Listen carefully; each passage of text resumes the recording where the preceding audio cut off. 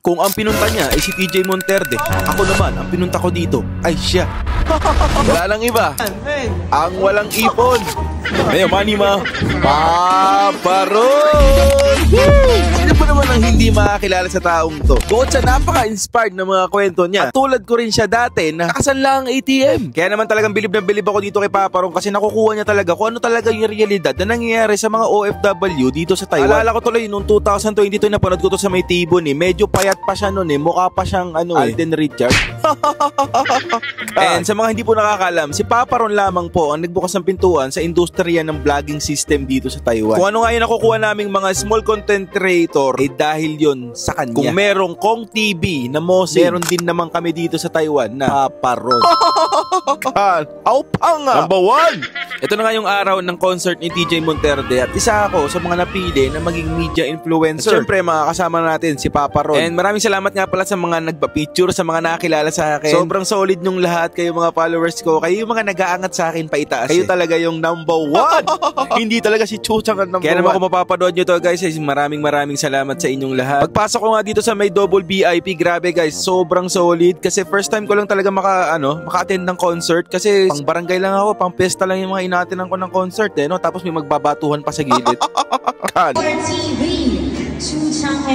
Grabe, nabigyan nga ako ng pagkakataon na mabanggit ang aking pangalan dito sa TikTok. Hindi pa yan natatapos dahil babanggitin pa ni TJ Monterde. JRTV Chuchang in Taiwan.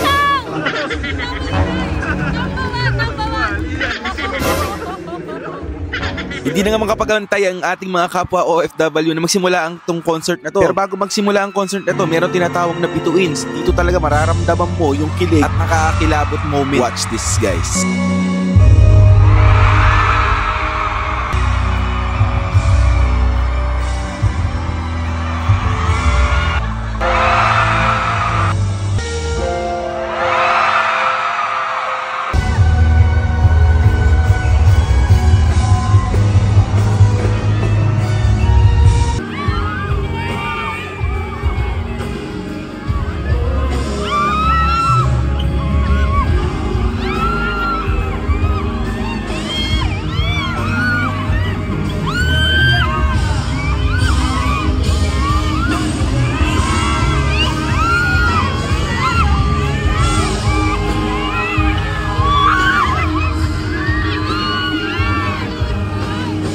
Nagulat din ako sa sarili ko kasi sobrang lapit ko pala sa kanya. Talagang napakagwapo kahit ako nababakla na sa kanya eh.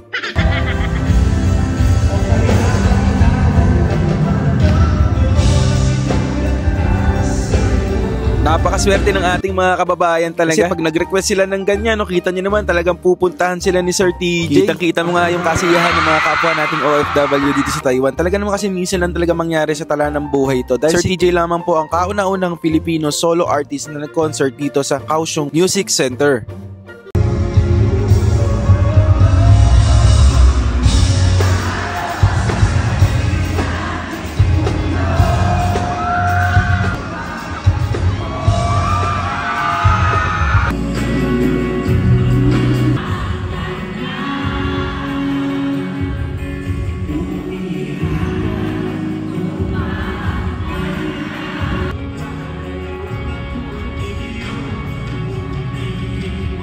After nga ni TJ, syempre ilalabas niya na yung kanyang special guest at wala nang iba, si KZ Tandingan. Grabe yung crowd nito.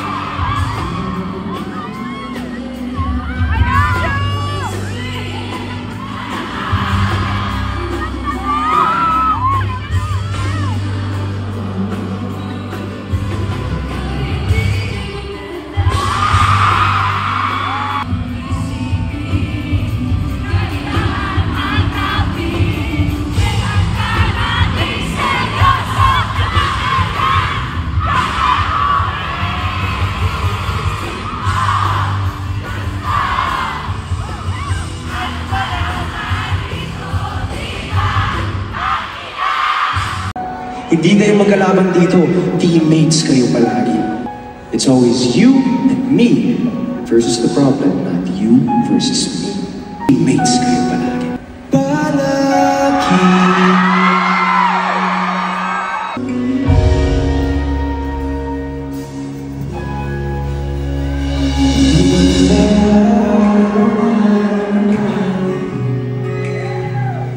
Ilang beses na kita umiiling, di natin matampuan. Away ba't di natin diyan namamalayan? Eto tayo, ngunit sa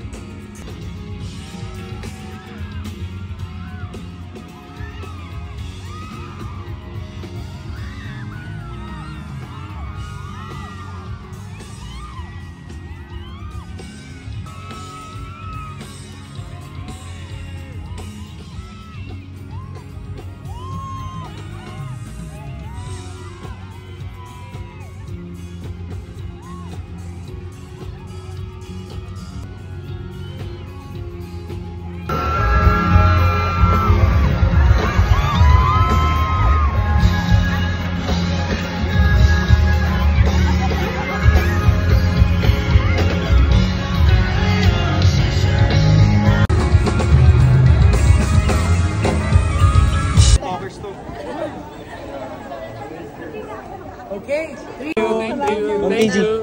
Thank you so much, guys.